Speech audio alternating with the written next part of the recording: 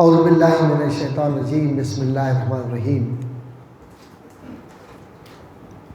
نحمدہ و نصلی علی رسولہ الکریم، اما بعد فقد قال اللہ تبارک و تعالی فی قرآن المجید مخبرا و آمرا ان اللہ و ملائکتہ یصلون علی النبی یا ایھا الذین آمنوا صلوا علیہ وسلموا تسلیما۔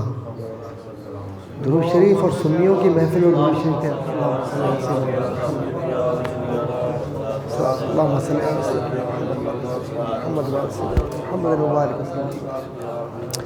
مولا صلی وسلم دائما ابدا علی حبیبک خیر الخلق کلہم، یا ربی بالمصطفیٰ بلغ مقاصدنا، یا ربی بالمصطفیٰ بلغ مقاصدنا، یا ربی بالمصطفیٰ بلغ مقاصدنا واغفر لنا ما مضى واسع الکرم۔ الحمدللہ ثم الحمدللہ۔ آج بحرین میں ہمارے انتہائی محبوب ترین بھائی فخر صاحب کے گھر پر یہ محفل جو روحانی محفل ہے اور سرور کشور رسالت صلی اللہ علیہ وآلہ وسلم کے ذکر کی محفل ہے، اور اس محفل میں ثنا خوانان رسول نے جس طریقے سے حضور کی بارگاہ میں عقیدت کے نذرانے پیش کیے ہیں تو یہ عاشقان رسول کی محفل ہے، اور حضور اکرم صلی اللہ علیہ وآلہ وسلم سے محبت کے اظہار کے وہ لمحات ہیں کہ جس میں جتنا بھی ہم سرور دو جہاں صلی اللہ علیہ وآلہ وسلم کی بارگاہ میں ہدایے عقیدت اور درود و سلام پیش کریں وہ کم ہے، کیونکہ حضور ہماری تمام جانیں اور ہماری تمام کائنات کی ارواح بھی ان کے قدموں پہ فنا ہو جائیں تب بھی حضور کے اس ایک احسان کا ہم بدلہ نہیں دے سکتے کہ آج کلمہ ہم نے ان کی وجہ سے پڑھا ہے۔ میں بھائی فخر صاحب کو مبارکباد دوں گا اور ہماری بہن کو بھی کہ جنہوں نے ہمیشہ اس شمع کو روشن رکھا ہے۔ یہ ایسی شمع ہے کہ جس کو جو کچھ روشنی چاہیے اور جو کچھ چاہیے وہ اس میں نظر آتا ہے، کیونکہ قرآن فرماتا ہے بسم اللہ الرحمن الرحیم قد جاءکم من اللہ نور و کتاب مبین، کہ بے شک آپ کے پاس، انسانوں کے پاس اللہ کی جانب سے ایک نور آیا ہے، نور ہدایت، اور ایک روشن کتاب آئی ہے۔ صدق اللہ العظیم۔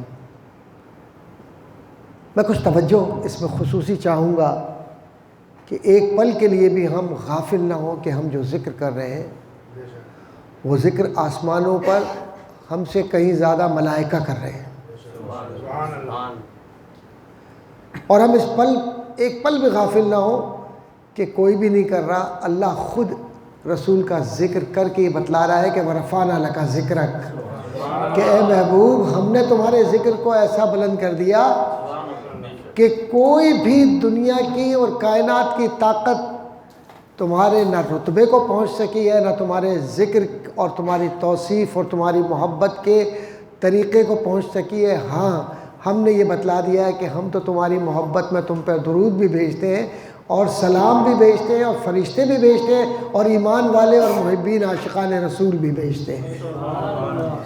تو درود شریف ایک عقیدت کے ساتھ حضور کی نذر کریں، اور اس محفل میں جب جیسے بیٹھے ہوئے ہیں اور زندگی کے جس لمحے میں بیٹھے ہوئے ہیں آپ حضور پر درود پڑھتے رہیے۔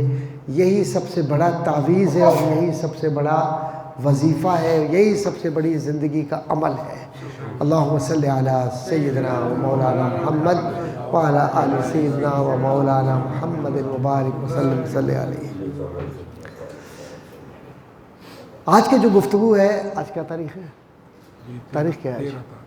آج 13 ستمبر ہے 2025۔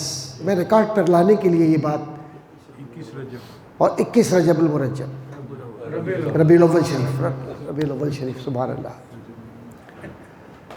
ایک روایت ہے کہ حضور رجب میں بھی پیدا ہوئے ہیں، یہ بھی ایک روایت امام قسطلانی نے بیان کی ہے، اختلاف روایات کے اندر ربیع الاول کے علاوہ رجب کا بھی ہے۔ ہاں، اور آج کا دن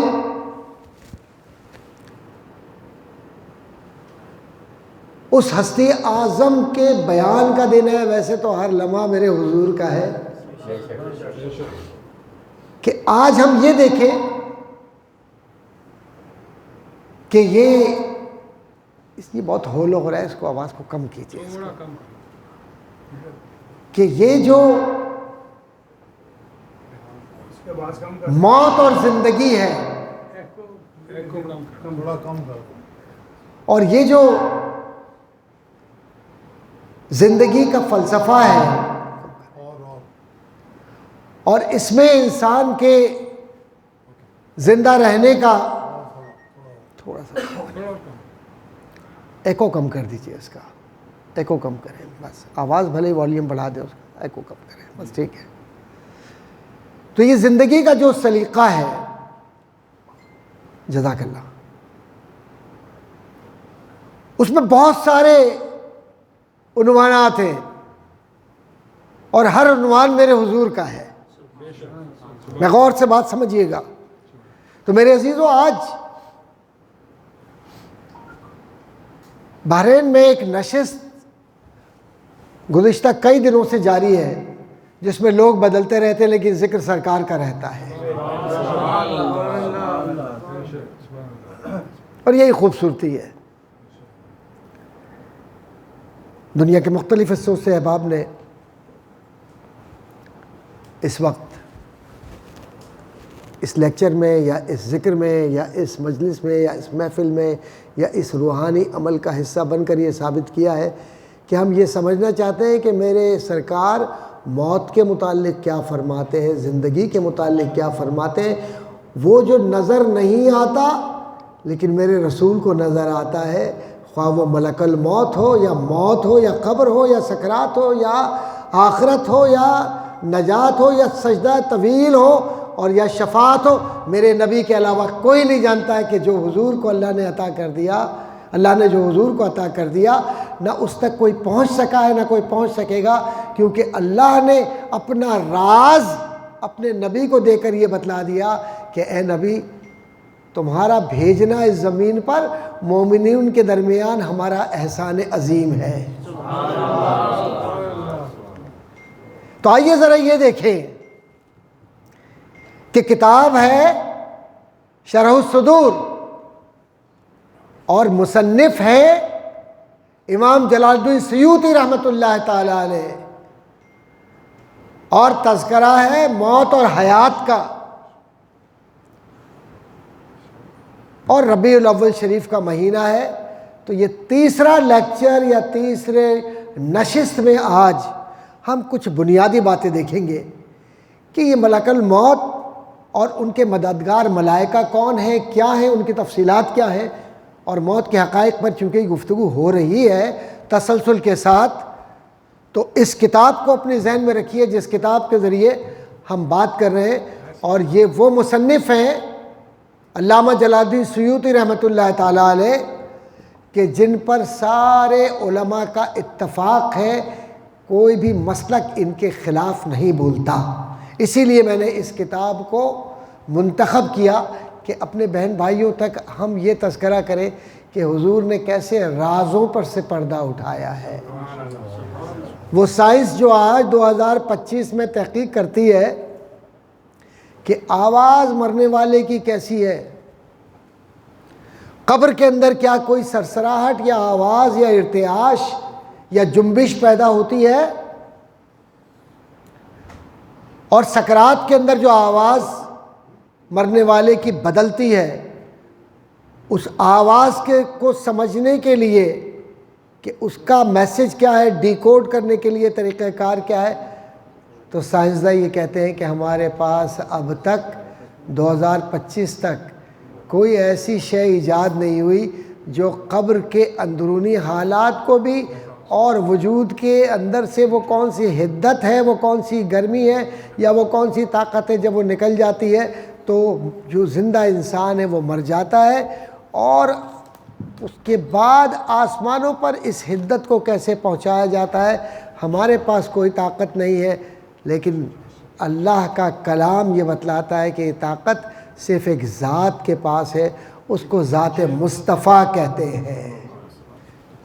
اس کو کیا کہتے ہیں بھائی؟ آپ کی توجہ چاہیے کہ ذات مصطفیٰ ہے صلی اللہ علیہ وآلہ وسلم، جو اس راز سے واقف ہے۔ تو آج ہم اسی ذات کے حوالے سے یہ پڑھیں گے کہ وہ کیا معاملات ہیں جو مرنے والے کے ساتھ ہوتے ہیں، اور زندگی اور موت کے بیچ میں جو لکیر ہے وہ ہوتی کون سی ہے، اس کو سمجھیں گے۔ روایت ہے کہ حضرت ابن عباس رضی اللہ تعالی عنہما فرماتے ہیں کہ جو قرآن کریم کی آیت ہے نا،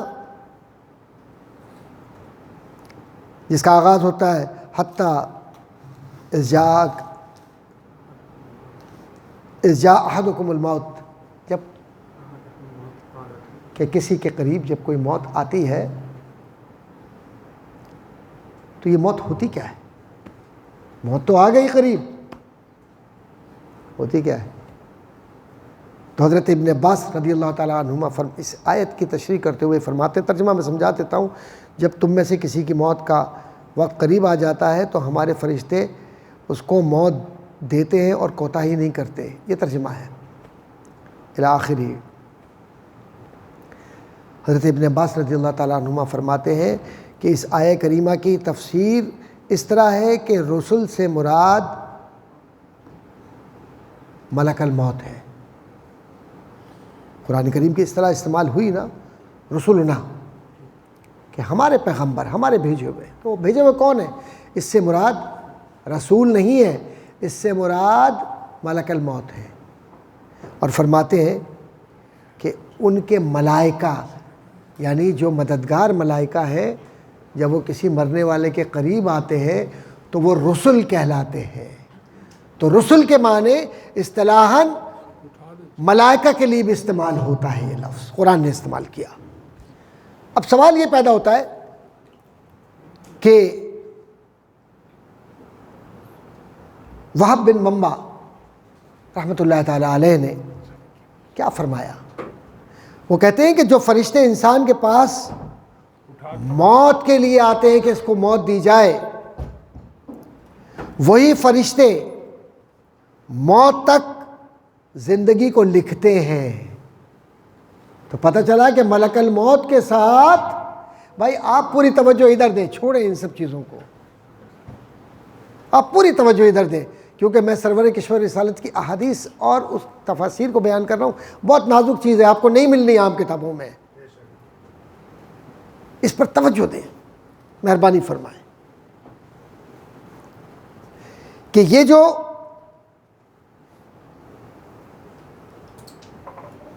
حوالہ دے رہا ہوں میں کہ جو شخص زندگی لے کر آتا ہے، اس زندگی کے ساتھ کچھ فرشتے ہوتے ہیں، زندگی کے ساتھ کچھ فرشتے ہوتے ہیں، اور وہ فرشتے اس کی موت تک اس بات پر متعین رہتے ہیں کہ یہ کیا کیا کرتا ہے۔ کرامن کاتبین تو اپنی جگہ پر ہیں، کیا کیا کرتا ہے۔ تو جب وقت آتا ہے اس کا، تو وقت کے ساتھ جب اس کی واپسی ہوتی ہے تو یہی فرشتے متعین ہوتے ہیں کہ اس کی روح کو قبض کر کے اللہ کے اس فرشتے جس کو ملک الموت کہتے ہیں، اس کی بارگاہ کے اس کے توسط کے ساتھ اللہ کی بارگاہ میں پیش کیا جائے۔ یہ موت کا پروسیس ہے۔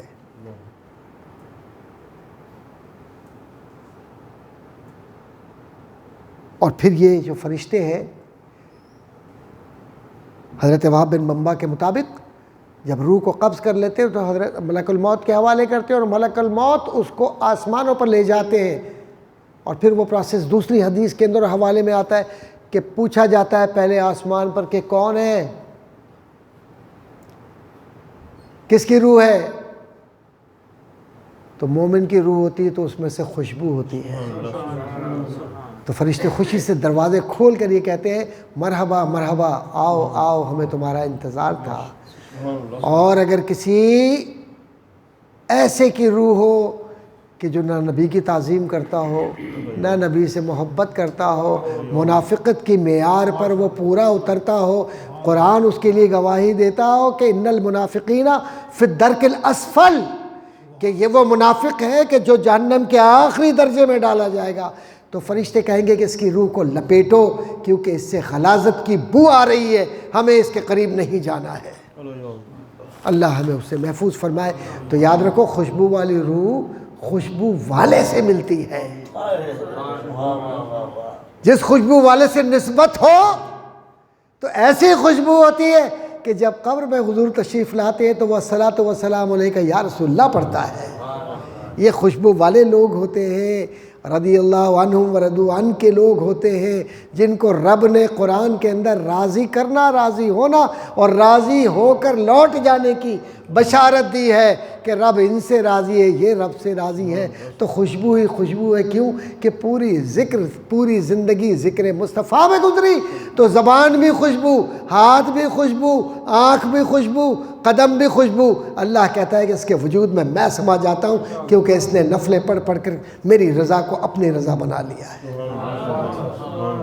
آئی بات سمجھ کچھ؟ تو پہلی بات تو یہ ہے۔ حضرت ابو ہریرہ رضی اللہ تعالیٰ عنہ سے روایت ہے، فرماتے ہیں کہ جب اللہ تعالیٰ نے آدم علیہ السلام کو پیدا کرنے کا ارادہ فرمایا تو جن ملائکہ نے عرش کو اٹھایا ہوا ہے ان میں سے ایک فرشتے کو زمین پر مٹی لانے کے لیے بھیجا۔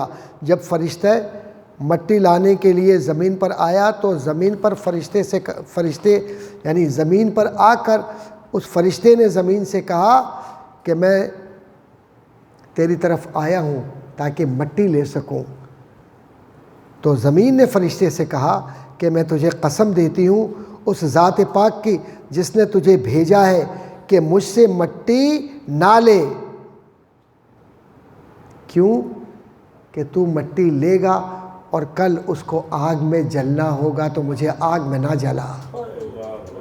خوف دیکھیں مٹی کا، یہ تو انسان جس کو قرآن نے کہا ظلوماً جہولا، لو انزلنا هذا القرآن على جبل لرأيته خاشعا متصدعا من خشیۃ اللہ، کہ پہاڑ ریزہ ریزہ ہو جائیں اللہ کے ذکر سے، قرآن سے۔ لیکن یہ تو انسان ہے جس نے اس بوجھ کو اپنے اوپر لے لیا، لیکن مٹی کہتی ہے کہ تو مجھے لینے تو آیا ہے لیکن تجھے رب کی قسم ہے نہ لے، کیونکہ تو کل مجھے جلائے گا، کیونکہ اس مٹی سے وہ انسان پیدا کیا جا رہا ہے۔ تو جب انسان پیدا کیا جائے گا اس مٹی سے، تو جب وہ جہنم میں جائے گا تو مٹی کو بھی اس پر رحم آئے گا کہ یہ کیا کیا اس نے۔ اللہ اکبر۔ فرشتہ یہ سن کر، حضرت ابو ہریرہ کی طویل حدیث ہے، فرشتہ یہ سن کر قاری صاحب کو آگے بٹھائے،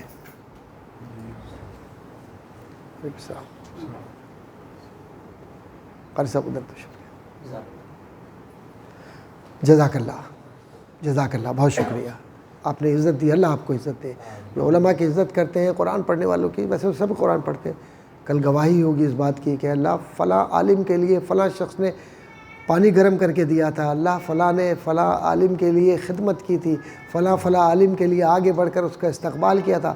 یقین جانے کہ وہ عالم حضور کے کرم سے اس قابل ہوگا کہ وہ اس کی بخشش، اس کی سفارش کر سکے اللہ کی بارگاہ میں۔ ہاں، بڑا آسان ہے اسلام، بہت آسان ہے، بڑا آسان ہے۔ رب کو پتہ نہیں کون سی ادا پسند آ جائے، ہم پتہ نہیں کہاں کہاں الجھے ہوئے ہیں، بڑی آسان ہے. یہ جو ثناخواں ہیں حضور کے، ہمارے ساجد بھائی، سجاد بھائی اور دیگر احباب، ان کی نعت کل گواہی دے گی آپ کے لیے کہ حضور کا ذکر سنا تھا، آنکھوں میں آنسو تھے، الہ العالمین تیرے محبوب کے نام پر اس کی آنکھ میں آنسو تھا، میں گواہ ہوں. اللہ کہے گا بخش دیا جا. میں ادھر ادھر کی باتیں نہیں کر رہا، حدیث کے ساتھ اسناد کے ساتھ بات کر رہا ہوں. بہت کچھ میرے ذہن میں ہے، وقت نہیں ہے، پوری رات گفتگو ہو تب بھی کم ہے. 1000 بار بشویم دہن مشک و گلاب ہنوز نام تو گفتن کمال بے ادبی است. 1000 بار بھی منہ کو اگر مشک و عنبر سے دھو لو اور زبان کو، تو یہ زبان ناپاک ہے. ان کا نام ہم لے نہیں سکتے، یہ ان کی طاقت ہے کہ انہوں نے عطا فرمایا.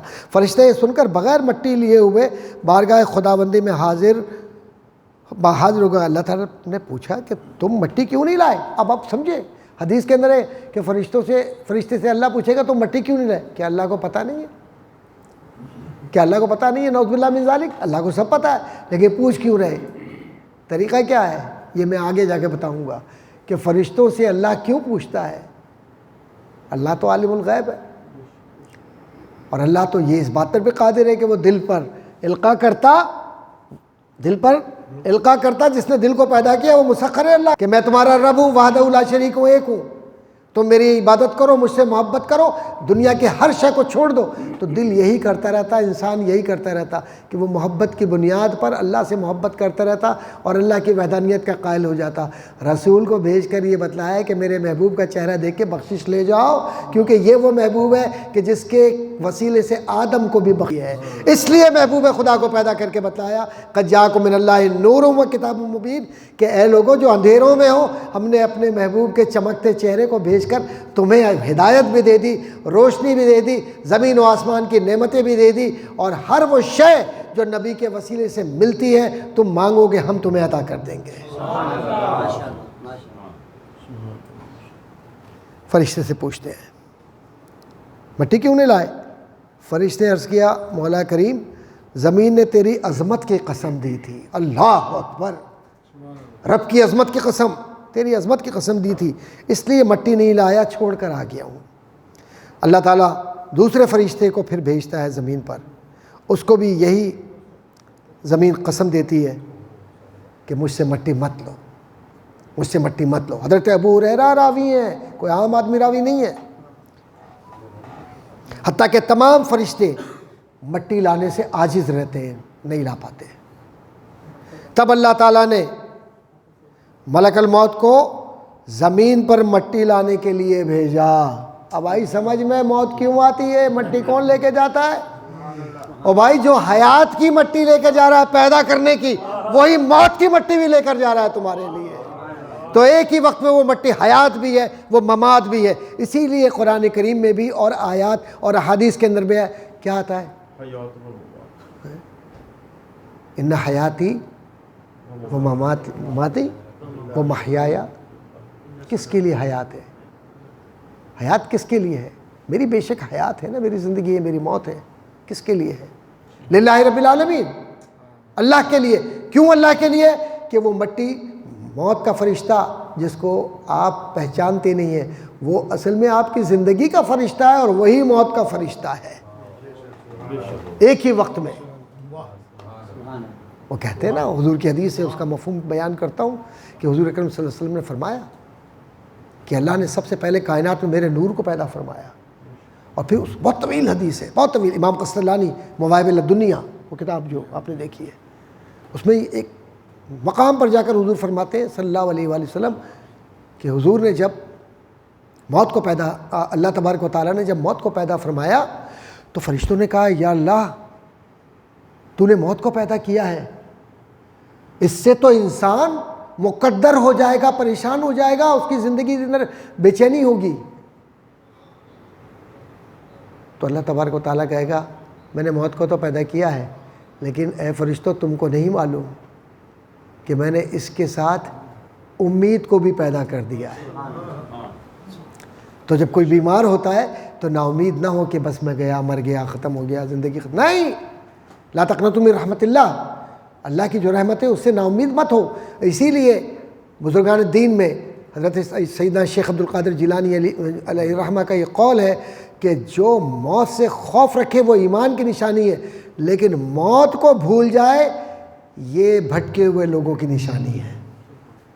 جو بھٹک جاتے ہیں لوگ، گمراہ ہو جاتے ہیں، وہ موت کو بھول جاتے ہیں، وہ سمجھتے ہیں ہم یہیں پر ہیں.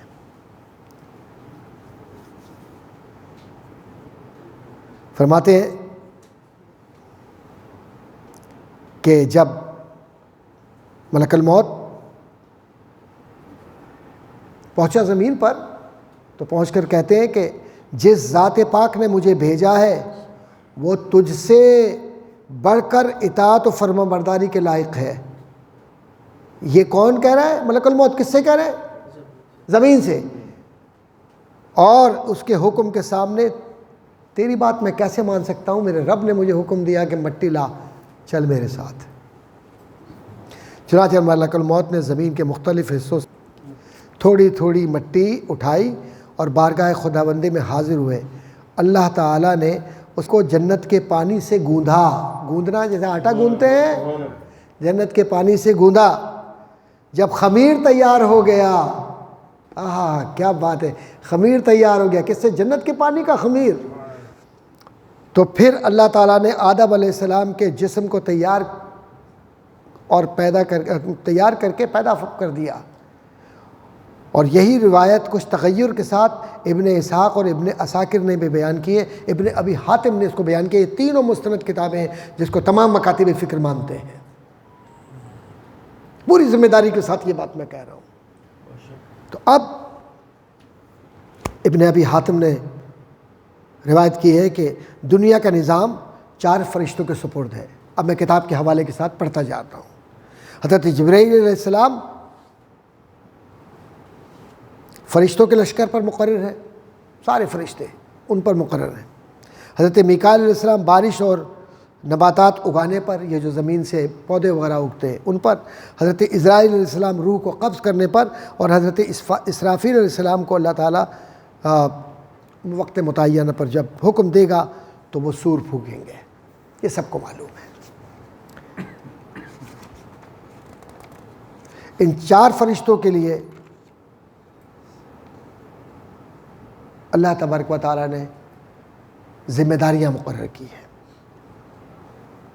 حضرت ربیع بن انس رضی اللہ تعالیٰ عنہ سے روایت ہے کہ ملک الموت کے بارے میں پوچھا گیا کہ آیا وہ انسانوں اور دیگر جانداروں کی روحوں کو تنہا قبض کرتے ہیں؟ انہوں نے فرمایا کہ ملک الموت کے معاون و مددگار اور اتباع کرنے والے بہت سارے فرشتے ہیں. تو یہ غلط فہمی دور کر لیجئے کہ ملک الموت اکیلے ہیں. وہ چیف ہے، باقی سارے فرشتے ہیں جو اس بات پر مامور ہیں کہ فلاں کا وقت، فلاں کا وقت، فلاں کا وقت، فلاں کا وقت نکالتے ہیں اور وہ ملک الموت کے حوالے کر دیتے ہیں. اور ان کے سردار ہیں ملک الموت، جن کا ایک قدم مشرق سے لے کر مغرب تک ہوتا ہے. ایک قدم مشرق سے مغرب تک ہوتا ہے. اور مومن لوگوں کی روحیں سدرۃ المنتہا کے پاس ہوتی ہیں. میرا گھر خاک پر اور تیری راہ گزر سدرۃ المنتہا، تو کجا من کجا. ہے نا حضور کا، حضور تشریف لے گئے تھے نا معراج میں. تو یہ نہ سمجھو کہ خواب ہے، حقیقت ہے، کیونکہ عبد ہے اور جسم اور روح ہے. تو حضور نے بغیر کسی فاصلے کے اللہ کا دیدار کیا اپنی آنکھوں سے. اسی لیے ما زاغ البصر کہا جاتا ہے. اور یہ کہا جاتا ہے کہ کتنا فاصلہ تھا، فقاب قوسین او ادنا. تو جس نبی نے رب کو اتنا قریب سے دیکھا ہو وہ موت کو، ملک الموت کو نہیں دیکھ سکتا ہے؟ دیکھتے ہیں، ملاحظہ فرماتے ہیں حضور. اور جب روح قبض ہوتی ہے تو جو مومن حضور سے پیار کرتا ہے، حضور اس کی روح کو بڑی محبت کے ساتھ ملاحظہ فرماتے ہیں کہ میرا عاشق مجھ سے ملنے آ رہا ہے. اور حضور اس کی قبر میں جب تشریف لے جاتے ہیں تو حضور کو یہ پتہ ہوتا ہے کہ یہ خوشبوؤں کی قبر ہے اور یہ مومن کی قبر ہے اور میری بخشش و عطا کی قبر ہے. لہٰذا وہ مومن جو قبر میں سو رہا ہوتا ہے اس کی روح حضور پر درود و سلام پڑھ رہی ہوتی ہے. میرے عزیزوں، یہ دنیا، یہ رشتہ نا، یہ دنیا روحانی دنیا، یہ روحانی دنیا، یہ انٹرپریٹیشن کی ظاہر کی اور کتاب کی دنیا نہیں ہے، یہ عقیدت کی دنیا ہے. اور قلب جو دل ہے جب یہ روشن ہو جاتا ہے، جاری ہو جاتا ہے، تو پھر اس میں کوئی نہیں بستا، صرف مدینہ بستا ہے. مدینہ بستا ہے. کوئی سمجھنے والا ہو، سمجھنے والا ہو شاہ صاحب، کوئی سمجھنے والا ہو.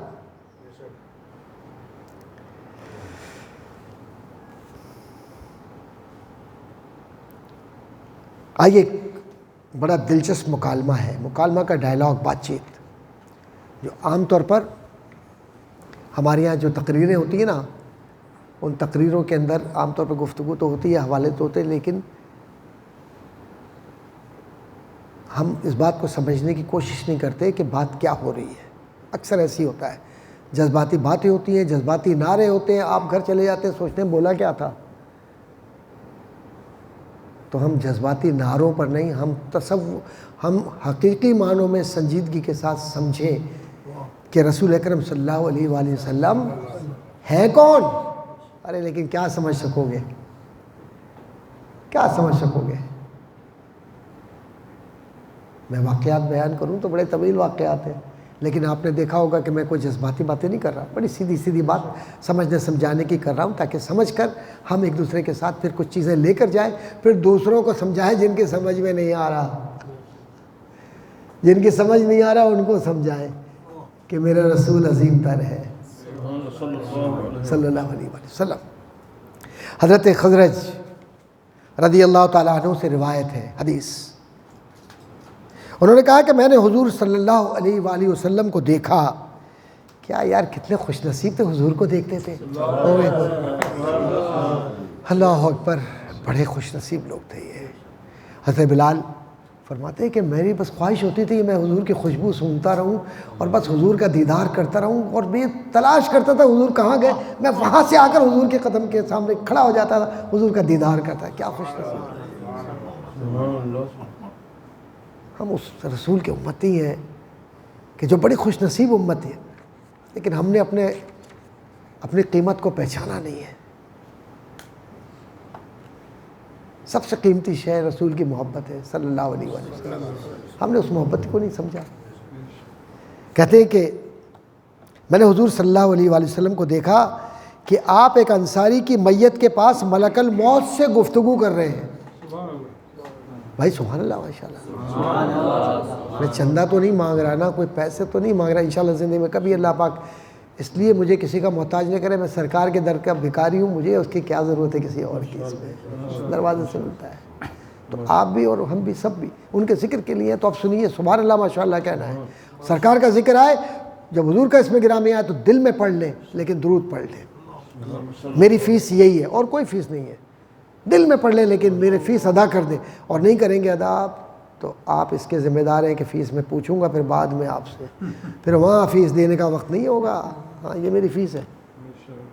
اور حضور نے فرمایا جو عقیدت سے پیار سے مجھ پر درود پڑھ لے، میں اس درود سے خوش بھی ہوتا ہوں، ملاحظہ بھی کرتا ہوں، دعا بھی دیتا ہوں، اور قیامت کے دن اس کے درود کا گواہ بھی ہوگا. اللہم صلی علی سیدنا. ملک الموت کو خطاب کر رہے ہیں، اے ملک الموت، میرے ساتھی کے ساتھ نرمی اختیار کرو کیونکہ یہ مومن ہے. ملک الموت نے عرض کیا، یا رسول اللہ صلی اللہ علیہ وسلم، آپ کی آنکھیں ٹھنڈی ہوں اور دل خوش ہو، آپ اطمینان رکھیں، میں ہر مومن کے ساتھ نرمی کرتا ہوں. یا رسول اللہ صلی اللہ علیہ وسلم، جب میں کسی کی روح قبض کرتا ہوں، رونے والے روتے ہیں، چیخنے والے چیختے ہیں، میں ان سے کہتا ہوں اللہ کی قسم میں نے اس پر ظلم نہیں کیا اور نہ ہی وقت سے پہلے اس کی روح کو قبض کیا ہے، اور ہم نے اس کی موت دے کر کوئی گناہ نہیں کیا. اگر تم اللہ تعالیٰ سے راضی ہو تو اس پر وہ تمہیں اجر دے گا، اور نہ عذاب کے مستحق، ورنہ تم عذاب کے مستحق ہوگے اگر تم نے صبر نہیں کیا. اس لیے ہم تو بار بار آتے رہیں گے، اس لیے اللہ تعالیٰ سے ڈرتے رہو. خیمے میں رہنے والے ہو یا کچے مکانوں میں زندگی بسر کرنے والے، نیک ہو یا بد کردار، پہاڑی علاقوں میں رہنے والے ہو یا ہموار زمین پر بسنے والے، میں ہر رات اور ہر دن ایک ایک چہرے کو غور سے دیکھتا ہوں. میں ہر بار، ہر رات اور ہر ایک دن ایک ایک چہرے کو غور سے دیکھتا ہوں اور ہر چھوٹے بڑے کو سب سے زیادہ جانتا اور پہچانتا ہوں. اور اللہ کی قسم اگر مچھر کی روح بھی قبض کرنا چاہوں تو اللہ کے حکم کے بغیر قبض نہیں کر سکتا. یہاں سے ایک مسئلہ نکلتا ہے جو علم العقائد کا ہے، وہ بھی غور سے سن لیجئے. جب روح کے قبض کرنے والے فرشتے کو یہ اختیار مل گیا کہ وہ ساری دنیا میں ایک ہی وقت میں ایک ایک چہرے کو غور سے دیکھ رہے ہیں کہ کس کو زندہ رہنا ہے، کس کو مرنا ہے، تو کیا میرے نبی کو اللہ نے یہ اختیار نہیں دیا کہ کس کس کو کیسے کیسے رہنا ہے؟ یہ میرے نبی کا اختیار، اس کو اختیار مصطفیٰ کہتے ہیں. کہیے کہ میرے نبی کا یہ اختیار ہے کہ اللہ تعالیٰ نے ایسا اختیار دیا کہ جو کوئی توبہ کرے اور میرے نبی اس کے استغفار کو قبول کرے تو اللہ بھی قبول کر لیتا ہے. صلی اللہ علیہ وسلم. یہ حدیث ہے نا بھائی، یہ حدیث میں کوئی گھر سے تو نہیں لایا. تو طبرانی کی حدیث ہے، ابو نعیم ہے، اور دونوں معتبر ہیں.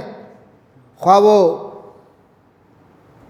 اہل حدیث حضرات پڑھ رہے ہوں، خواہ وہ دیوبندی حضرات پڑھ رہے ہوں، خواہ وہ بریلوی حضرات پڑھ رہے ہوں، خواہ وہ اور کسی عقیدے کے پڑھنے والا پڑھ رہا ہے، یہ تو معتبر مستند کتب اور محدثین ہیں جنہوں نے ان کتب کو اپنی کاوشوں سے نہیں بلکہ حضور کی اجازت سے تصنیف کی صورت میں لا کر امانت پہنچا دی کہ دیکھو ملک الموت دیکھ سکتا ہے تو میرا رسول کیوں نہیں دیکھ سکتا.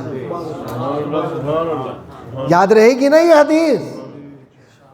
راوی کون ہے؟ حضرت خضرج رحمۃ اللہ رضی اللہ تعالیٰ عنہ. طبرانی کی کتاب ہے، طبرانی کوئی انکار نہیں کر سکتا.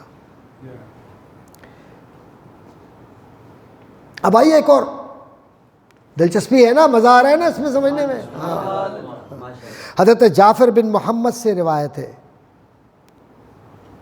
ملک الموت 5 نمازوں کے اوقات میں ہر چہرے کو دیکھتے ہیں.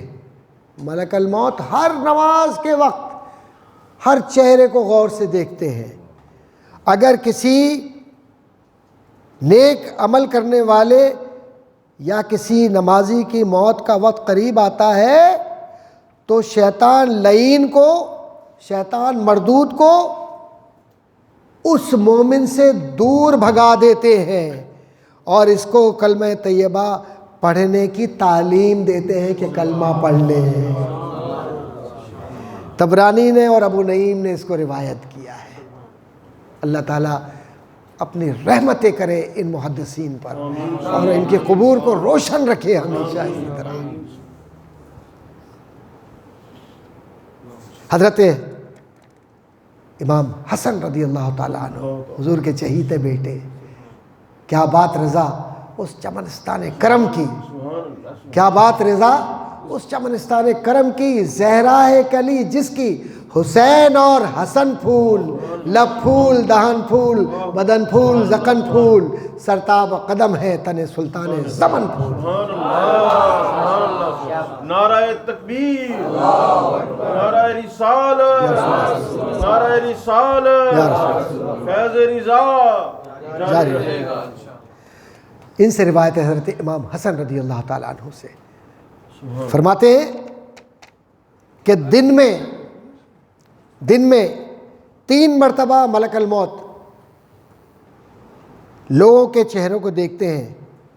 جس کی عمر کی مدت ختم ہو گئی، جس کی عمر کی مدت ختم ہو گئی اس کا رزق بھی دنیا سے ختم ہو جاتا ہے اور اس کی روح قبض کر لیتے ہیں اور گھر والے رونے لگتے ہیں تو ملک الموت دروازے پر کھڑے ہو کر کہتے ہیں کہ اے گھر والو، اس میں ہمارا کوئی قصور نہیں ہے کیونکہ ہم تو اللہ تعالیٰ کی طرف سے حکم دیے گئے ہیں، نہ تو میں نے اس کا رزق چھینا ہے نہ اس کی عمر کو کم کیا ہے، اور مجھے تو بار بار تمہارے پاس آنا ہے یہاں تک کہ تم میں سے کوئی بھی باقی نہیں بچے گا. ایک تابعی حضرت حسن رحمۃ اللہ تعالیٰ علیہ کہتے ہیں کہ اگر لوگ ملک الموت کو دیکھ لیں اور اس کے کلام کو سن لیں تو مرنے والے کو بھول کر خود اپنی موت پر رونا شروع کر دیں گے۔ سونے والے رب کو راضی کر کے سو، کیا خبر اٹھے نہ اٹھے صبح کو۔ ہاں بس اس بات کو سمجھنا ہے، یہ کتاب نہیں ہے، یہ اپنی موت کو اور اپنے آپ کو یاد رکھ کر اور حضور سے پیار بڑھا دینا ہے۔ ہاں میں کیوں کہہ رہا ہوں پیار بڑھا دینا ہے؟ حضور سے پیار ہوگا تو پھر نماز بھی پڑھو گے، روزہ بھی رکھو گے، زکوٰۃ بھی دو گے، حق بھی دو گے لوگوں کا، اولاد ہے تو ماں باپ سے محبت بھی کرو گے، اور اپنے خاندان میں اپنی بیوی کو کبھی کوئی تکلیف نہیں دو گے، اور کبھی اپنے پڑوسی کو تکلیف نہیں دو گے، کسی کو برا نہیں سمجھو گے، کسی کو کافر نہیں کہو گے، کسی کی زندگی کو خراب نہیں کرو گے، کسی سے جھوٹے وعدے نہیں کرو گے، کسی سے تجارت میں خیانت نہیں کرو گے، یہاں تک کہ بچوں سے بھی محبت کرو گے، جانوروں سے بھی محبت کرو گے تو رب کے محبوب بن جاؤ گے۔ یہ عشق مصطفیٰ کی بھیک ہے جو انسان کو ملتی ہے۔ آئی بات سمجھ میں؟ یہ عشق مصطفیٰ کی بھیک ہے جو انسان کو ملتی ہے موت کے یاد کرنے سے۔ اسی لیے حضور نے فرمایا تھا نا کہ میں نے تمہیں قبروں پر جانے سے روکا تھا، لیکن اب میں کہتا ہوں قبروں پر جاؤ، کیونکہ تم وہاں جا کر اپنی موت کو یاد کرتے ہو اور اس بات کو یاد کرتے ہو کہ تمہیں لوٹ کر وہیں جانا ہے۔ اب اس کے بعد حضرت عبید بن عمیر رحمۃ اللہ تعالیٰ علیہ سے روایت ہے کہ حضرت سیدنا ابراہیم علیہ السلام ایک دن اپنے گھر میں تشریف فرما تھے تو اچانک گھر کے اندر ایک بہت ہی خوبصورت نوجوان داخل ہوا۔ آپ نے پوچھا، اے اللہ کے بندے، تجھ کو اس گھر کے اندر کس نے داخل ہونے کی اجازت دی ہے؟ تو گھر تو میرا، تو کیسے آ گیا بغیر اجازت کے؟ اس نے کہا گھر والے نے مجھے اجازت، گھر والے نے اجازت دی ہے۔ اس سے مراد یہ ہے کہ اللہ تعالیٰ نے، کیونکہ گھر کسی کا نہیں ہے، رب کا گھر ہے، ملکیت رب کی ہے، ہم تو کرایہ دار ہیں۔ یہ جسم کرایہ کا مکان ہے، یہ روح عاریتاً آئی ہے، یہ زبان، ہاتھ، عمل، پیسہ، رہنا سہنا، اولاد، یہ وہ سب وقتی، اصل تو ملکیت اس کی ہے جس کے نام پر ہے۔ تو کہا کہ اس نے اجازت دی ہے جس کا گھر ہے، اور وہی کائنات کا مالک ہے۔ آپ نے فرمایا حضرت ابراہیم علیہ السلام کہ بے شک گھر والے کو اس کا اختیار ہے، لیکن یہ تو بتاؤ کہ تم کون ہو؟ اس نے کہا کہ میں ملک الموت ہوں۔ آپ نے فرمایا تمہارے بارے میں تو بہت کچھ نشانیاں بتائی گئی ہیں، غور سے سننا میرے بھائیوں، میری بہنوں، میرے بچوں، غور سے سننا کہ تمہارے بارے میں تو بہت کچھ نشانیاں بتائی گئی ہیں، لیکن تم میں ایک بھی علامت ملک الموت کی نہیں ہے۔ تو ملک الموت نے کہا آپ کا حکم ہے تو علامت دکھا دیتا ہوں۔ اس نے پیٹھ ایسے کر کے موڑی ہے، جب پیٹھ حضرت ابراہیم علیہ السلام کی طرف آئی تو آپ نے کیا دیکھا؟ آپ نے دیکھا کہ اس کے جسم پر صرف آنکھیں ہی آنکھیں تھی، باریک، پورا جسم آنکھوں سے بھرا ہوا ہے، پوری پیٹھ آنکھیں ہی آنکھیں ہیں پیچھے۔ سمجھ آئی کچھ بات؟ تصور میں لاؤ کہ کوئی شے ایسی ہو کہ جو یوں پلٹے تو صرف آنکھیں ہی آنکھیں ہوں اس کے پورے جسم کے اوپر، اور جسم کا ہر بال نوک کے ساتھ تیر کی طرح کھڑا ہوا تھا، جسم کا ہر بال۔ صرف پچھلا حصہ دکھایا انہوں نے۔ حضرت ابراہیم علیہ السلام نے فوراً تعوذ پڑھا۔ تعوذ کیا ہے؟ اللہ کی پناہ، ریفیوج۔ آپ نے فرمایا اپنی پہلی شکل میں تشریف لے آئیے۔ ملک الموت نے عرض کیا اے اللہ کے خلیل، جب اللہ تعالیٰ ایسے شخص کو موت عطا کرتا ہے جو اس کی ملاقات کو پسند کرتا ہے تو پھر میں حسین و جمیل شکل میں اس کے پاس جاتا ہوں۔ سبحان اللہ، خوبصورت شکل میں جاتا ہوں۔ جیسے کہ آپ نے مجھے پہلے دیکھا تھا. اور دوسری روایت میں آتا ہے کہ جب میں برے شخص کی روح کو قبض کرنے کے لیے جاتا ہوں تو اس طرح خوفناک شکل میں جاتا ہوں جس طرح آپ نے مجھے ابھی دیکھا ہے. تو وہ خوبصورت شکل کب ملتی ہے میرے دوستوں، میرے پیارے بہنوں، بھائیوں، بچوں؟ اس وقت ملتی ہے خوبصورت شکل ملک الموت کی جب خوبصورت شکل والے سے پیار کرتے ہیں جو میرا مصطفیٰ ہے. جب اس خوبصورت شکل والے کو لے کر جاؤ گے نا، وہ سنا ہے نا آپ نے، ڈاکٹر کہتے ہیں خواتین کو کہ جن کے پیٹ میں اولاد ہوتی ہے کہ خوبصورت باتیں سوچا کرو، خوبصورت اشیاء دیکھا کرو، بچہ خوبصورت پیدا ہوگا. ارے معمولی سے بچے کا وہ بچہ جو پیٹ کے اندر ہے اس پر یہ اثر ہوتا ہے کہ ذرا سی خوبصورت چیزیں دیکھو تو وہ حسین ہو جاتا ہے. جو مصطفیٰ کریم کو ہمیشہ سوچے وہ کتنا حسین ہوگا، کتنا حسین ہوگا. سوچتے رہا کرو اس کو، کیونکہ اس کے حسن کے آگے کوئی حسن نہیں ہے. تم نے تو دیکھا ہے جہاں، بتلاؤ تو کیسے ہیں ہم. جبریل سے پوچھا نا کہ کیسے، اور شاعر نے کہا لم ترا قط، تو آئے نہیں، ہم نے تمہاری آنکھوں نے ایسا دیکھا ہی نہیں ہے حسین. کیسا حسین؟ پیدا ہوئے تو آنکھوں میں ڈورے ہیں لالا. اور روشنی کا یہ عالم. جناب آمنہ میری ماں یہ فرماتی ہے کہ جیسے ہی حضور تشریف لائے تو مجھے کوئی درد ہی نہیں محسوس ہوا. ربیع الاول کی محفل بھی ہے نا، تو جس کا ذکر آ گیا وہ نور والا، جس کا سارا نور ہے تو اس کا ذکر بھی کرو نا پیدائش کا. قادری صاحب خالی موت ہی موت کر کے ڈراتے رہو گے؟ نہیں، جو رسول کے ذکر سے وابستہ ہو گیا موت نہیں ڈراتی اس کو. وہاں تو حسین سے رشتہ ہے، تو یہ بھی حسین بن کے آتا ہے کہ میرے محبوب کو تو نے دیکھا ہے تو تیرے سامنے میں بھی حسین بن کر آتا ہوں. لے تجھے موت سے نہیں ڈرنا. ارجع الی ربک راضیۃ مرضیہ، ایسے آ جا کہ جیسے چیونٹی کے کاٹنے کا درد ہوتا ہے اتنا درد تجھے ہوگا، تجھے تکلیف نہیں دوں گا. ہے جی، بات سمجھ آئی؟ کچھ بڑی سادہ سی بات ہے. یہ عشاق کی محفل ہے، عاشقوں کی محفل ہے. یہ ان کی نہیں ایسا کیوں ویسا کیوں ویسا کیوں ایسا کیوں، نہیں. میرے مصطفیٰ کا ذکر آیا اور ہم نے سر جھکا دیا، ختم. ہم نے آپ سے پیار کیا ہے، ہم کچھ اور جانتے ہی نہیں. میرا مرنا میرا جینا سب آپ کے پیار کے لیے ہے. حضرت عمر ابن خطاب سے پوچھا تھا نا کہ کتنا پیار کرتے ہو، کہا اپنی جان کے بعد آپ سے کہا نا عمر نا، یہ لفظ آئندہ نہ کہنا، اس طرح یہ نہ کہنا. وہ مومن ہی نہیں ہو سکتا جو کائنات کی ہر شے سے زیادہ مجھ سے پیار نہ کرے. تو میں نے کہا میرے ماں باپ، میرے سب کچھ آپ پر قربان. حضرت رسالت مآب صلی اللہ علیہ وسلم کے عشاق کیسے عشاق تھے، جن کے چہرے خوبصورت تھے، جن کے دل خوبصورت تھے، جن کے ذہن خوبصورت تھے. دوڑتے ہوئے حضور کی بارگاہ میں صحابہ آیا کرتے تھے اور بیٹھ جایا کرتے تھے، اور اس طرح بیٹھتے تھے کہ جیسے ان کے کندھوں پر، سروں پر پرندے بیٹھے ہوں. ادب یہ تھا، سر جھکا کے بیٹھے ہوتے تھے. حضور فرما رہے صلی اللہ علیہ وآلہ وسلم. دوسری روایت بیان کر رہا ہوں اس کتاب سے ہٹ کر، اور مستند کتاب ہے، مستند روایت ہے کہ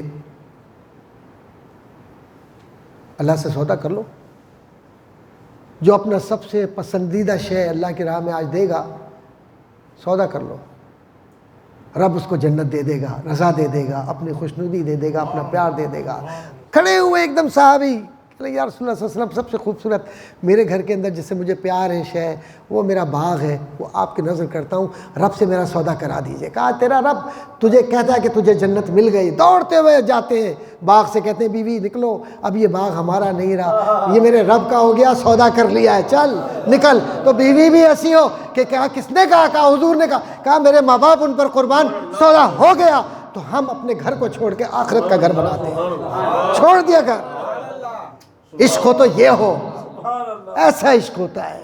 یہ نہیں ہوتا ایسا کیوں ویسا کیوں، ایسا کیوں ویسا کیوں، تو شیطان کرتا ہے. عاشق تو پوچھتا ہی کچھ نہیں ہے، اپنی گردنیں کٹوا دیتے ہیں. وہاں مصر میں تو یوسف کے حسن پر انگلیاں کٹی تھی. اعلیٰ حضرت نے فرمایا ہے کہ سر کٹاتے ہیں یہاں مردان عرب. تو یہ مردان عرب غیرت مند عرب تھے، وہ انہوں نے اپنی گردنیں کٹا دی، لیکن رسول کے سامنے اللہ اکبر، عشق سننا چاہتے ہو؟ سنو، آنکھوں میں آنسو آ جائیں گے۔ حضور انور صلی اللہ علیہ وآلہ وسلم پر احد میں چاروں طرف سے تیر آ رہے ہیں، صحابہ کھڑے ہو گئے سینے کی طرف، ایسا سینہ رکھ کر، پیٹھ رکھ کر نہیں، سینہ رکھ کر۔ روایات میں یہ ہے کہ ایسا لگتا تھا جیسے جسم پر صحابہ کے جو یہ تیر ہیں اگ گئے ہوں، اگے ہوئے ہوں، لیکن کہتے تھے میرے رسول کو کوئی تیر نہ لگے، ہماری جانیں جائیں۔ یہ عشق ہے، اس کو عشق کہتے ہیں۔ کیا جان، یہ جان اگر ان کے نام پر نہ جائے تو پھر کس کے لیے جائے گی؟ کس کے نام پر جائے گی؟ ہے کوئی ایسا بھی کہ جو امت سو رہی ہے اور وہ جاگ کر ان کے لیے دعائیں کر رہے ہوں اور پھر کہیں کہ اے اللہ میری امت پر کبھی عذاب نازل نہ کرنا، میری امت کمزور ہے، اس کے اعمال کمزور ہے، کبھی ان پر کوئی عذاب نازل نہ کرنا، کیونکہ ان کے درمیان تو قرآن کیا کہتا ہے؟ اے رسول تم ان میں موجود ہو، ہم کیسے عذاب نازل کریں؟ تو رسول موجود ہے اس لیے عذاب نہیں ہے۔ ہاں، یہ علمی نقطہ ہے، رسول موجود ہے اس لیے ان پر ہم پر عذاب نہیں ہے۔ اگر رسول نہ ہوتے تو پتھروں کا عذاب ہوتا، تو پتہ چلا عذاب اس لیے نہیں ہے تم پر ہم پر کہ میرے رسول نے عذاب کو روکا ہوا ہے، عذاب نہیں آئے گا، کیونکہ رحمت للعالمین جہاں ہو، جہاں رحمت ہو وہاں عذاب کیسا؟ کون سا عذاب؟ کیسا عذاب؟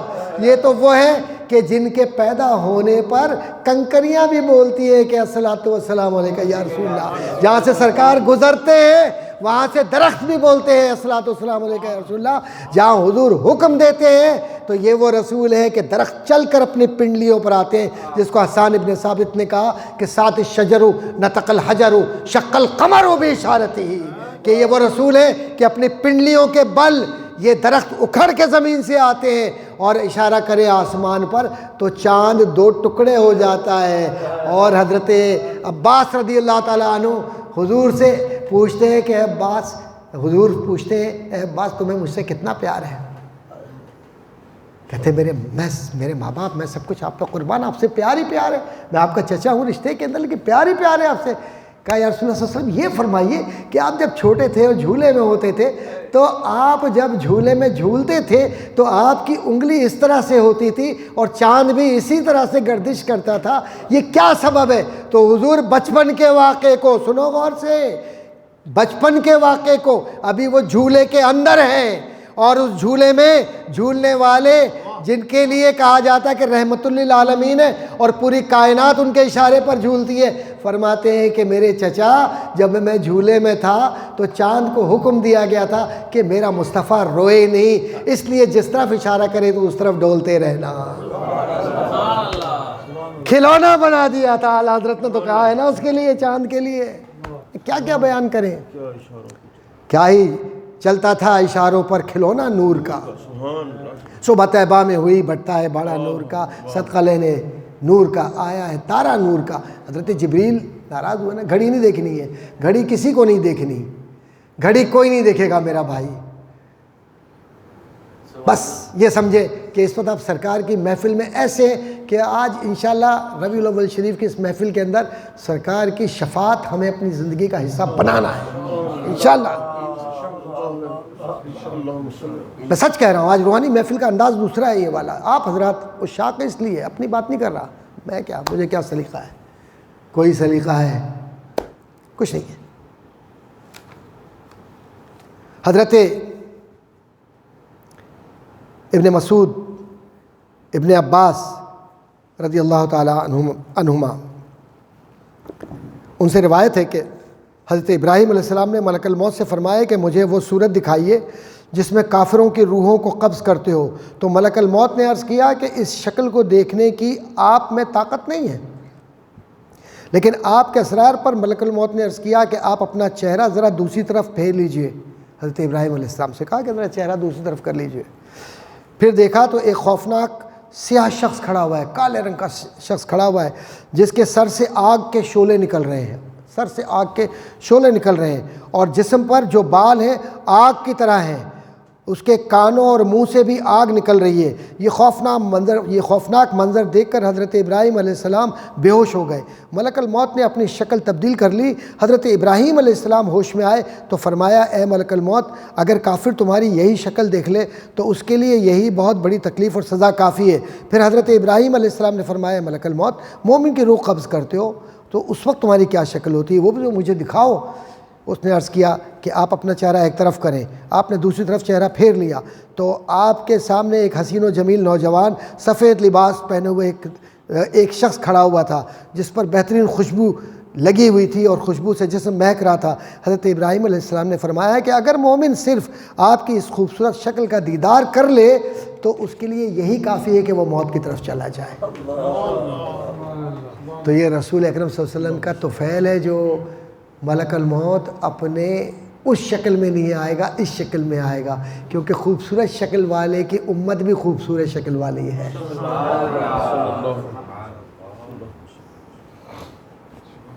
حضرت مجاہد رحمۃ اللہ تعالیٰ علیہ روایت کرتے ہیں کہ ملک الموت کے لیے زمین ایک تشت کی طرح ہے کہ جہاں سے چاہتا ہے، جس کو چاہتا ہے، جب چاہتا ہے وہ اٹھا لیتا ہے۔ یہ پوری زمین تشت کی طرح ہے۔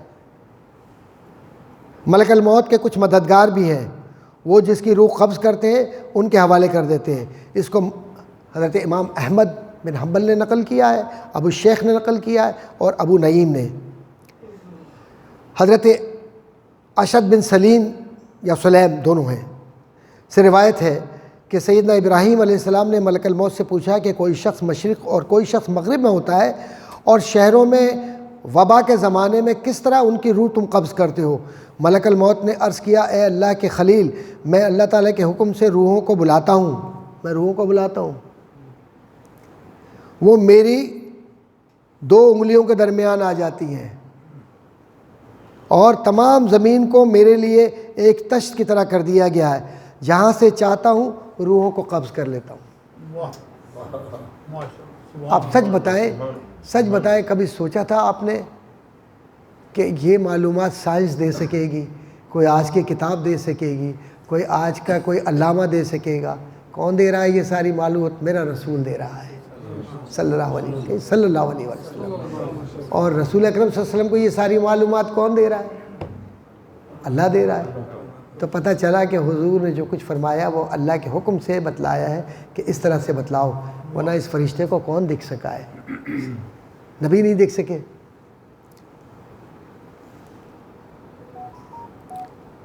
شعر بن حوشب سے روایت ہے کہ ملک الموت بیٹھے ہوئے ہیں اور تمام دنیا اس کی آنکھوں کے سامنے ہے، اور لوح محفوظ جس میں عمریں لکھی ہوئی ہیں وہ ان کے آگے ہے، اور بہت سے فرشتے ان کے پاس کھڑے ہیں، اور جس انسان کی عمر ختم ہو جاتی ہے وہ فرشتوں کو حکم دیتے ہیں کہ اس کی روح قبض کر لو، تو لوح محفوظ کو پڑھ رہے ہیں بیٹھے ہوئے۔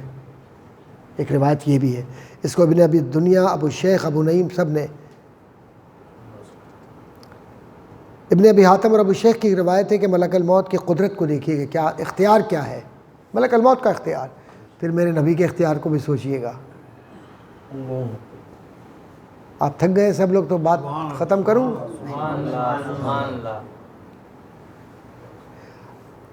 حضرت ابن عباس رضی اللہ تعالیٰ عنہما سے روایت ہے کہ آپ سے پوچھا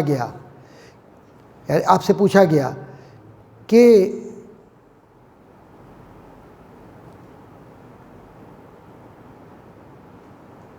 دو اشخاص ایک ہی وقت میں دنیا میں مر جاتے ہیں، 2 آدمی ایک ہی وقت میں مر گئے، ایک مشرق میں ہوتا ہے ایک مغرب میں ہوتا ہے، تو پھر ملک الموت ان کی روحوں کو کیسے قبض کرتے ہیں؟ آپ نے فرمایا کہ ملک الموت کی قدرت مشرق و مغرب میں اس طرح ہے جیسے ایک شخص کے سامنے دسترخوان ہوتا ہے، جو چاہے وہ اٹھا لے اور کھا لے۔ اب ایک بات بتائیے میرے عزیزو علم العقائد، کہ ملک الموت کی یہ طاقت ہے کہ ایک ہی وقت کے اندر مشرق و مغرب میں دونوں کو موت کا ذائقہ چکھا کر اس کو موت کی طرف لے جاتا ہے، تو میرے رسول کا اختیار پھر کیا ہوگا، جس کے طفیل میں ملک الموت پیدا ہوا ہے۔ سوچے، ہر قدم پر سمجھنے والوں کے لیے نشانیاں ہیں، اور جو نہ سمجھے ان کو کون سمجھائے۔ وہ تو ان لوگوں میں سے بھی ہے نا بہت سارے لوگ جن کو نہیں سمجھ آتی، اختیار مصطفیٰ کی بات صلی اللہ علیہ وآلہ وسلم، کیونکہ سمجھ نہیں آتی تو کنکریاں کلمہ پڑھ رہی ہیں، وہ جادو ہے، آسمان پہ چاند 2 ٹکڑے ہو رہا ہے، جادو ہے، فلاں ایسے یہ ہے یہ، تو چونکہ اللہ نے ان کے قلوب کے اوپر ختم اللہ علی قلوبہم وعلی سمعہم، اور یہ غشاوہ ہے، پردہ ہے، حجاب ہے، تو اللہ نے کے مقدر میں وَمَن يُضْلِلْ فَلَا هَادِيَ لَهُ، کہ ان کو گمراہی ایسی اللہ نے دے دی کہ ان کو کبھی ہدایت نہیں ملے گی۔ تو یاد رکھیے کہ رسول اکرم صلی اللہ علیہ وسلم سے محبت کے لیے بھی ذہن، دل اور انسان منتخب کیے گئے، ہر ایک کو نہیں ملتی۔ مشکل موضوع آسان لفظوں میں کہہ گیا ہوں، آپ اس بات کو اچھی طرح سے سمجھیں کہ یہ جو موضوعات ہیں ان موضوعات کو اللہ تبارک و تعالیٰ نے نشانیوں کی صورت میں رکھا ہے، یہ نشانیاں ہیں۔ حضرت خثیمہ رضی اللہ تعالیٰ عنہ سے روایت ہے کہ ایک مرتبہ ملک الموت حضرت سلیمان علیہ السلام کی خدمت میں حاضر ہوئے۔ آپ نے اس سے پوچھا کہ اے ملک الموت، تم ایک گھر میں رہنے والے تمام لوگوں کو مار ڈالتے ہو اور ان کے پڑوس والوں کو کوئی آنچ تک نہیں آتی، اس کی کیا وجہ ہے؟ تو ملک الموت نے عرض کیا کہ مجھے تو کچھ معلوم نہیں ہوتا کہ کس کو مارنا ہے، میں تو عرش الہی کے نیچے ہوتا ہوں، مجھے مرنے والوں کی فہرست دے دی جاتی ہے اور اس میں جس کا نام لکھا ہوتا ہے اس کی روح میں قبض کرتا ہوں اور جس کا نہیں ہوتا اس کو چھوڑ دیتا ہوں۔ تو اب سوال یہ پیدا ہوتا ہے کہ ملک الموت کیسے پہچانتے ہیں کہ یہ اس کا نام ہے اس کا نہیں ہے؟ تو اگر ملک الموت کے پاس یہ علم ہے کہ یہ فلاں ہے یہ فلاں ہے، تو رسول سے جو پیار کرتے ہوں تو حضور سے پیار کرنے والوں کے نام حضور کے پاس نہیں ہے، اور جب ہے تو پھر حضور ان سے محبت کر کے آگ سے نہیں بچائیں گے؟ سوچ سیدھی سی بات ہے نا۔ ابن ابی شیبہ سے روایت ہے کہ ایک مرتبہ ملک الموت حضرت سلیمان علیہ السلام کی خدمت میں حاضر ہوئے اور آپ کی مجلس میں بیٹھے ہوئے لوگوں میں سے ایک شخص کو بڑے غور سے دیکھ رہے تھے۔ مجلس میں بیٹھے ہوئے ملک الموت اور غور سے ایک شخص کو دیکھ رہے۔ جب ملک الموت چلے گئے تو اس نے حضرت سلیمان علیہ السلام سے پوچھا کہ یہ کون شخص تھا؟ آپ نے فرمایا یہی ملک الموت تھے۔ اس نے عرض کیا وہ میری طرف بار بار کیوں دیکھ رہے تھے کہ جس طرح میری روح قبض کرنے کا ارادہ رکھتے ہوں؟ آپ نے پوچھا اب تم کیا چاہتے ہو؟ اس نے عرض کیا آپ مجھے ہندوستان میں پہنچا دیں، آپ مجھے ہندوستان میں پہنچا دیں۔ آپ نے ہوا کو حکم دیا، ہوا ان کے تابع ہے نا سلیمان علیہ السلام کے، جنات بھی تابع ہیں، فلاں بھی، تو مجھے ہوا کو حکم دیا، اس نے اس شخص کو ہندوستان پہنچا دیا۔ پھر ملک الموت تشریف لائے تو حضرت سلیمان علیہ السلام نے پوچھا تم اس شخص کو غور سے کیوں دیکھ رہے تھے؟ ملک الموت نے عرض کیا مجھے اللہ تعالیٰ کی طرف سے حکم ہوا تھا کہ اس شخص کی روح ہندوستان میں قبض کرنی ہے، اور میں اس پر تعجب کر رہا تھا یہ آپ کے پاس بیٹھا ہوا ہے اور ہندوستان میں کیسے پہنچے گا؟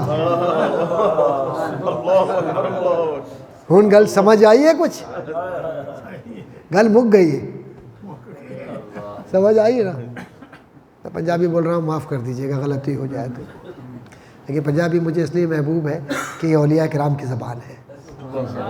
اولیاء کرام بڑے بڑے پیارے لوگ گزرے، جتنا کلام اس میں ہے نا، اتنا کلام اور جتنی لذت اس میں سلطان باہو کیا، بڑے کلام پڑھے لیکن باہو ہے، ہو ہے اور تو ہے۔ حضرت ابن عباس رضی اللہ تعالیٰ عنہ سے روایت ہے کہ ایک فرشتے نے حضرت ادریس علیہ السلام سے ملاقات کے لیے اللہ تعالیٰ سے اجازت چاہی۔ اجازت کے بعد وہ فرشتہ حضرت ادریس علیہ السلام کی خدمت میں حاضر ہوا اور سلام عرض کیا، تو آپ نے فرشتے سے پوچھا کہ ملک الموت سے بھی کوئی تمہارا تعلق ہے؟ اس نے کہا ہاں، وہ میرے دوست ہیں۔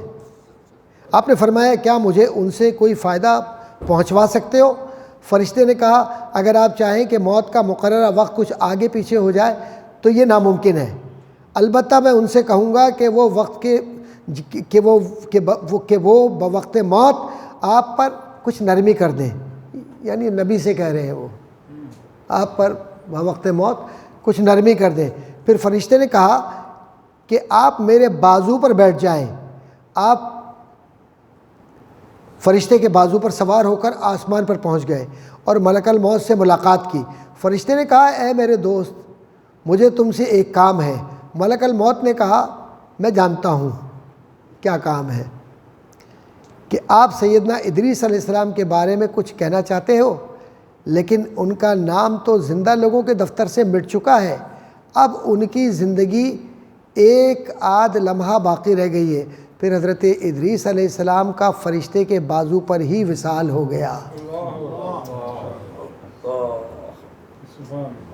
آئی کچھ بات سمجھ میں کہ موت آنی ہے، چاہے ہم 70 پردوں میں چھپ جائیں، 70 پردوں میں، وہ ہندوستان پہنچ گیا۔ دیکھیں وہ تو سب نے پڑھا ہوگا، سب نے سنا ہے، حضرت ابو ہریرہ سے روایت ہے، حضرت ابو ہریرہ کی روایت ہے کہ نبی کریم صلی اللہ علیہ وسلم نے فرمایا کہ ملک الموت پہلے لوگوں کے پاس کھلم کھلا آیا کرتے تھے، جب سیدنا موسیٰ علیہ السلام کے پاس آئے تو انہوں نے ایک ایسا گھوسا مارا کہ ایک آنکھ اس حضرت موسیٰ علیہ السلام کے گھوسے سے ملک الموت کی ایک آنکھ ایسا مکہ مارا کہ وہ آنکھ پوری باہر نکل کے بہہ گئی۔ ملک الموت اللہ تعالیٰ کی بارگاہ میں حاضر ہوئے اور شکایت کی کہ تیرے نبی موسیٰ علیہ السلام نے میری آنکھ پھوڑ دی ہے، اگر وہ تیرے معزز مکرم نبی نہ ہوتے تو میں ان پر سختی کرتا۔ اللہ تعالیٰ نے فرمایا کہ جاؤ میرے بندے کو کہو کہ وہ اپنا ہاتھ بیل کی پیٹھ پر رکھ دے، ان کے ہاتھ کے نیچے جتنے بال آئیں گے ہر بال کے بدلے میں 1 سال عمر میں اضافہ کر دیا جائے گا۔ ملک الموت نے اللہ تعالیٰ کا یہ پیغام حضرت موسیٰ علیہ السلام کو دیا۔ حضرت موسیٰ علیہ السلام نے فرمایا اس کے بعد کیا ہوگا؟ کہا موت، یعنی اس کے بعد بھی جتنے بال آ گئے اور اتنا جی لیے، اس کے بعد کیا ہوگا؟ موت۔ فرمایا اگر موت ہی ہے تو پھر ابھی روح لے جا، بہتر ہے، قبض کر لے۔ چنانچہ ملک الموت نے ان کو سونگھا، نبی کو سونگھا تو حضرت موسیٰ علیہ السلام کا وصال ہو گیا۔ اور ادھر حضرت اسرائیل علیہ السلام کی آنکھ دوبارہ واپس دے دی گئی، پس اس دن سے ملک الموت چھپ کر آنے لگے۔ یہ روایت ہے مسند احمد کی، بزار کی اور حاکم کی۔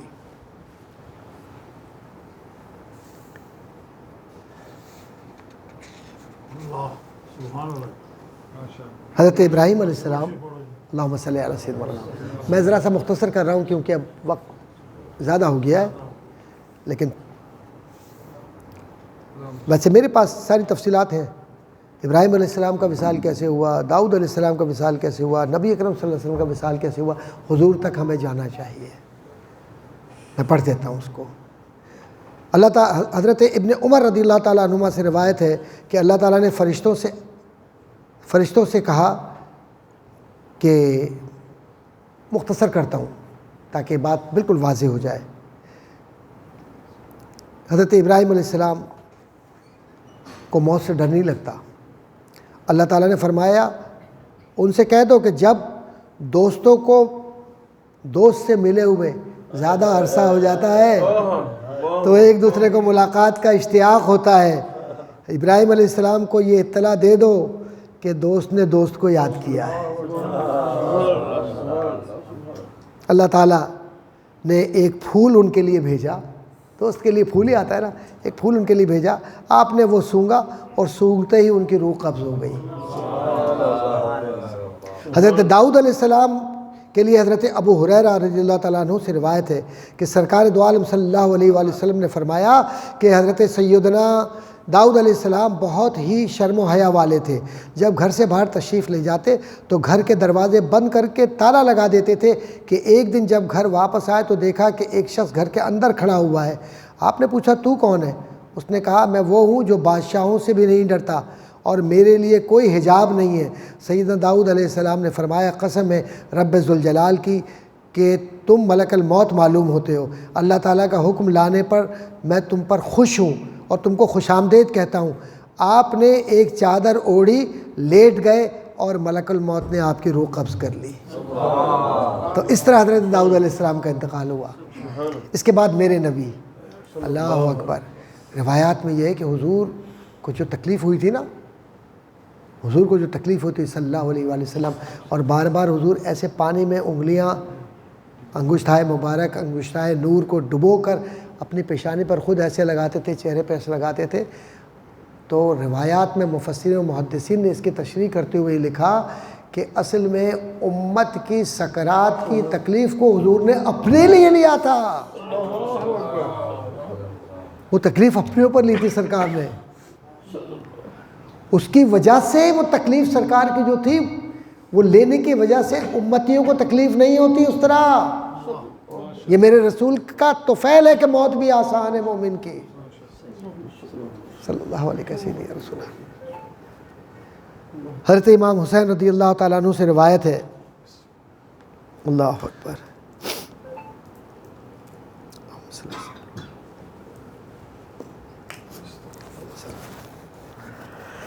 سب سے مشکل مرحلہ جو ہے نا وہ حضور کی وصال کے متعلق پڑھنا ہے، سب سے مشکل.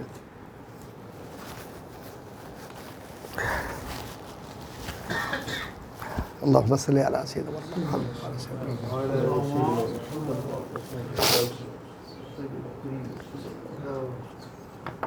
حضور اکرم صلی اللہ علیہ وآلہ وسلم کے مرض الموت میں سیدنا جبریل علیہ السلام آپ کی خدمت میں حاضر ہوئے.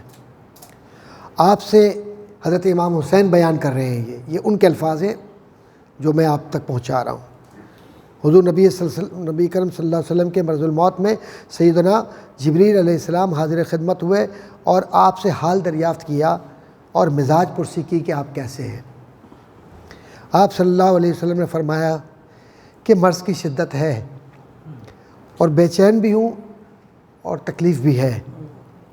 اس درمیان ملک الموت نے اندر آنے کی اجازت طلب کی. دیکھیں یہ میرے رسول ہے، اندر آنے کی اجازت طلب کی. تو حضرت جبریل علیہ السلام نے عرض کیا، یا رسول اللہ صلی اللہ علیہ وآلہ وسلم، ملک الموت کی حاضری کی اجازت آپ کی طرف سے ہے کہ ملک الموت آپ کی خدمت میں حاضر ہو جائیں؟ یا رسول اللہ، آپ سے پہلے آج تک کسی نبی سے ملک الموت نے نہ اجازت مانگی ہے اور نہ ہی توقف کیا ہے، اور نہ ہی یہ اجازت آپ کے بعد کسی اور سے مانگیں گے. یہ صرف اجازت آپ کے لیے ہے. حضرت امام حسین رضی اللہ تعالیٰ عنہ یہ روایت بیان کر رہے ہیں. یہ کوئی عام روایت نہیں ہے، طبرانی نے اس کو لکھا ہے. طبرانی معتبر کتاب ہے. آپ صلی اللہ علیہ وآلہ وسلم نے اجازت عطا فرمائی. اگر حضور روک دیتے، اختیار مصطفیٰ ہے، خدا کی قسم موت رک جاتی. ہمت نہیں تھی موت کی کہ وہ سرور کشور رسالت کے سامنے آ سکتی. میں بہت ذمہ داری سے یہ بات کہہ رہا ہوں، نہیں تھی. موت کی ہمت ہے، فرشتے کی ہمت ہے کہ حضور کے پاس آ جائے. ایک واقعہ، اس کے بعد ہی اس بات کو پورا کروں گا، اس کے بعد گفتگو مکمل ہوگی.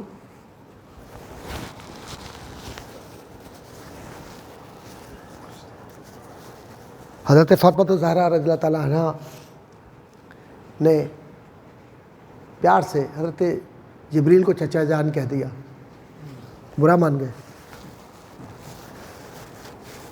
میں چچا کیسے ہوں؟ میں معافی چاہتا ہوں. میں چچا کیسے ہوں؟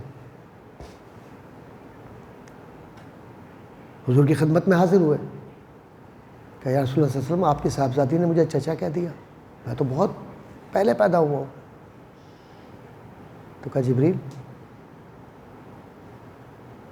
یہ بتاؤ کہ تم سے پہلے کچھ دنیا میں کائنات میں کوئی شے تھی؟ کہا یا رسول اللہ صلی اللہ علیہ وسلم، مجھ سے پہلے کچھ بھی نہیں تھا. ہاں، ایک ستارہ تھا آسمانوں پر جو 70,000 سال تک طلوع رہتا تھا، پھر 70,000 سال غروب ہوتا تھا، پھر 70,000 بار طلوع. تو میں نے اپنی زندگی میں مجھ سے پہلے جو ستارہ تھا 70,000 مرتبہ اس کو دیکھا ہے. تو حضور نے فرمایا جبریل، وہ تیرے نبی کا نور ہی تو ہے. تو چچا کہہ دیا تو کیا کہہ دیا؟ میرے نبی وہ ہیں، ان کے اختیار سے موت پیدا ہوئی ہے.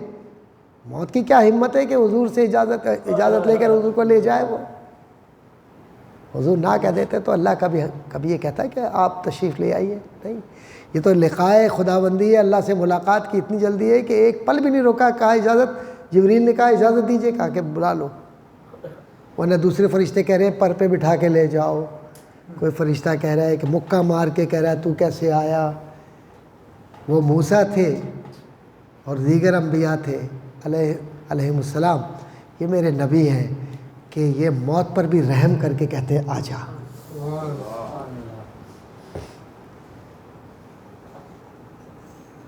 ملک الموت حاضر ہوئے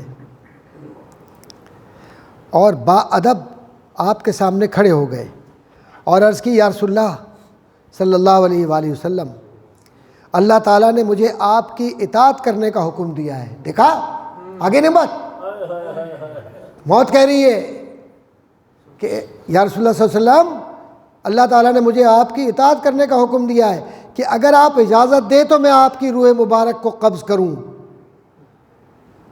اور اگر نہ چاہیں تو قبض نہ کروں۔ آپ صلی اللہ علیہ وآلہ وسلم نے فرمایا، کیا واقعی تم ایسا کرو گے؟ تو ملک الموت نے کہا، انہوں نے کہا ہاں ایسا ہی کروں گا۔ تو جبریل علیہ السلام نے عرض کی، یا رسول اللہ صلی اللہ علیہ وآلہ وسلم، اللہ تعالیٰ آپ سے ملاقات کا مشتاق ہے، تشریف لے آئیے۔ دو بار اللہ نے ملاقات کے لیے معاملات کیے، ایک بار معراج میں اور ایک بار ساتھ آپ صلی اللہ علیہ وسلم کو اس وقت سکرات میں۔ رسول اللہ صلی اللہ علیہ وآلہ وسلم نے فرمایا، اے ملک الموت، تم اللہ تعالیٰ کی حکم کی اطاعت کرو۔ دیکھو میرے مصطفیٰ کریم اس پل بھی اللہ کی اطاعت کو اپنی زندگی کا حصہ بنائے ہوئے ہیں۔ زندگی سے کوئی محبت اس لیے نہیں ہے کہ اللہ نے حکم دے دی تو اب کہاں رکنا۔ ملک الموت نے آپ کی اجازت پر آپ کی روح مبارک کو اللہ کی جانب رجوع کرنے کا اور اللہ کی بارگاہ میں پیش کرنے کا فریضہ سر انجام دیا۔ الصلاۃ والسلام علیک یا رسول اللہ، الصلاۃ والسلام علیک یا حبیب اللہ، الصلاۃ والسلام علیک یا محمد رسول اللہ صلی اللہ علیہ وآلہ وسلم۔ سلام پڑھ دیجیے۔ مصطفیٰ جان رحمت پہ لاکھوں سلام، مصطفیٰ جان رحمت پہ لاکھوں سلام، شمع بز میں ہدایت پہ لاکھوں سلام، شہریار واہ واہ واہ واہ، تاجدار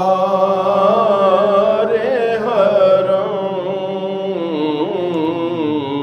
نوبہار شفاعت پہ لاکھوں سلام، مصطفیٰ جان رحمت پہ لاکھوں جس سہانی گھڑی چمکاتے ہیں بز میں ہدایت پہ لاکھوں سلام، جس سہانی واہ واہ واہ،